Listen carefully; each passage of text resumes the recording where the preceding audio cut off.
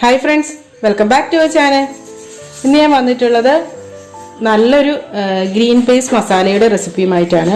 തപ്പത്തിനും അതുപോലെ ചപ്പാത്തിയുടെ ഒക്കെ കൂടത്തി കഴിക്കാൻ പറ്റിയ നല്ലൊരു കറിയാണ്. അപ്പോൾ ഇത് തയ്യാറാക്കുന്നത് എങ്ങനെയെന്ന് നോക്കാം. അതിന് വേണ്ടിയിട്ട് ഞാനിവിടെ ഒരു പാൻ സ്റ്റൗവിൽ വെച്ചിട്ടുണ്ട്. ഇനി ഇതിലേക്ക് കുറച്ച് വെളിച്ചെണ്ണ ഒഴിച്ചു കൊടുക്കാം. ഇപ്പോൾ എണ്ണ നന്നായിട്ട് ചൂടായിട്ടുണ്ട്. ഇനി ഇതിലേക്ക് കുറച്ച് ഒരു സവോള ചേർത്ത് കൊടുക്കാം. അപ്പോൾ ഈ സവോള അങ്ങനെ എന്താ പറയുക, റഫായിട്ടൊന്ന് കട്ട് ചെയ്തെടുത്താൽ മതി കേട്ടോ. ഇതുവരെ ചെറുതാക്കുക അങ്ങനെയൊന്നും വേണ്ട. ഞാൻ നന്നായിട്ടൊന്ന് വഴറ്റിയെടുക്കാം. പിന്നെ ഇതിലേക്ക് ഒരു മുളക് ഇട്ട് കൊടുക്കാം. പിന്നെ ഒരു 3-4 ചോള വെളുത്തുള്ളി, ഒരു ചെറിയ കഷ്ണം ഇഞ്ചിയും കൂടെ ഇട്ട് കൊടുക്കാം.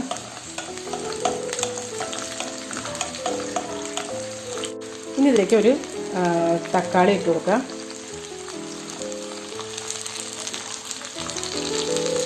ഇനി ഇത് നന്നായിട്ട് അങ്ങോട്ട് വഴറ്റിയെടുക്കണം. ഇപ്പോൾ തക്കാളിയൊക്കെ നല്ല പോലെ വഴന്ന് വന്നിട്ടുണ്ട്. അപ്പോൾ ഇത് നമുക്ക് ഫ്ലെയിം ഓഫ് ചെയ്യാം.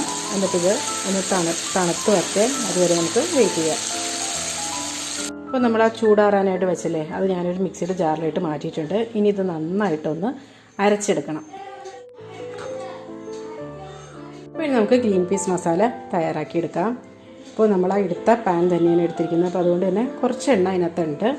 അപ്പോൾ എന്നാലും കുറച്ചുകൂടെ ഒരു ടീസ്പൂണൊക്കെ കൂടെ കൂടി എണ്ണ ചേർത്ത് കൊടുക്കാം.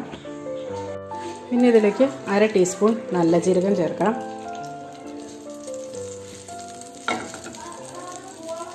പിന്നെ ഫ്ലെയിം കുറച്ചിട്ടതിന് ശേഷം 1 ടീസ്പൂൺ മുളക് പൊടി ചേർക്കാം.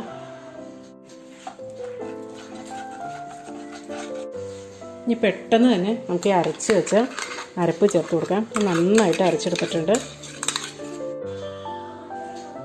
നന്നായിട്ടൊന്ന് മിക്സാക്കി എടുക്കാം.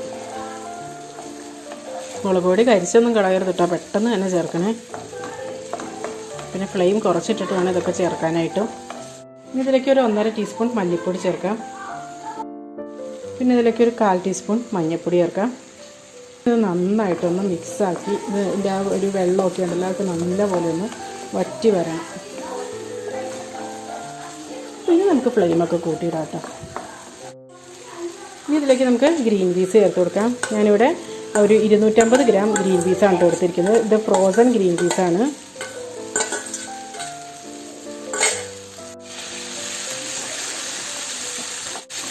ആവശ്യത്തിനുള്ള ഉപ്പിട്ട് കൊടുക്കാം.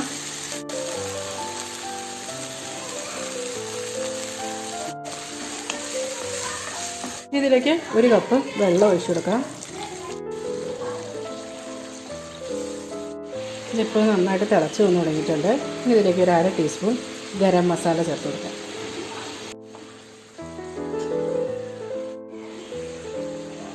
നല്ല ടേസ്റ്റായിട്ടുള്ളൊരു കറിയാണ് ഇത്. അധികം ചേരുവകളും ഇല്ല, വളരെ എളുപ്പത്തിൽ ഉണ്ടാക്കിയെടുക്കാനും പറ്റും. എന്നാൽ നല്ല ടേസ്റ്റുമാണ്. ഫ്രോസൺ ഗ്രീൻ പീസ് ആയതുകൊണ്ട് തന്നെ ഒരു മിനിറ്റോ ഒരു 2 മിനിറ്റൊക്കെ മതിയാവും കേട്ടോ അത് കുക്കായി വരാനായിട്ട്. അധികം നേരമൊന്നും വേണ്ട. ഇനി ഇതിലേക്ക് ലാസ്റ്റായിട്ട് നമുക്ക് 1 ടേബിൾ സ്പൂൺ ബട്ടറും കൂടെ ഇട്ട് കൊടുക്കാം. പിന്നെ ഇതിലേക്ക് ഇച്ചിരി മല്ലിയില കൂടി ചേർക്കാം. അപ്പോൾ ഞാനിവിടെ ആഫ്രിക്കൻ മല്ലിയാണ് ചേർക്കുന്നത്. അതുകൊണ്ടാണ് കേട്ടോ ഇങ്ങനെ ചെറുതായിട്ട് കട്ട് ചെയ്തിരുന്നത്. അതുപോലത്തെ ഇലയാണിത്. അത്രയേ ഉള്ളൂ. അപ്പോൾ അങ്ങനെ നല്ല ടേസ്റ്റി ആയിട്ടുള്ള നമ്മുടെ ഗ്രീൻ പീസ് മസാല റെഡി ആയിട്ടുണ്ട്. ഇതൊരു ധാബ സ്റ്റൈൽ മസാലയാണ്. എന്തിൻ്റെ കൂടത്തിലും ഒരു നല്ലൊരു കോമ്പിനേഷനാണ് കേട്ടോ. അപ്പോൾ നമുക്കിനി ഫ്ലെയിം ഓഫ് ചെയ്യാം. ഇത് ബട്ടറൊക്കെ ഈ ഒരു ചൂടിൽ തന്നെ കിടന്ന് മെൽറ്റായിക്കോളും. അപ്പോൾ ഇതെല്ലാവരും ഒന്ന് ട്രൈ ചെയ്ത് നോക്കൂ കേട്ടോ. എന്നിട്ട് നിങ്ങളുടെ അഭിപ്രായങ്ങളും നിർദ്ദേശങ്ങളും ഒക്കെ കമൻസിലൂടെ അറിയിക്കുക.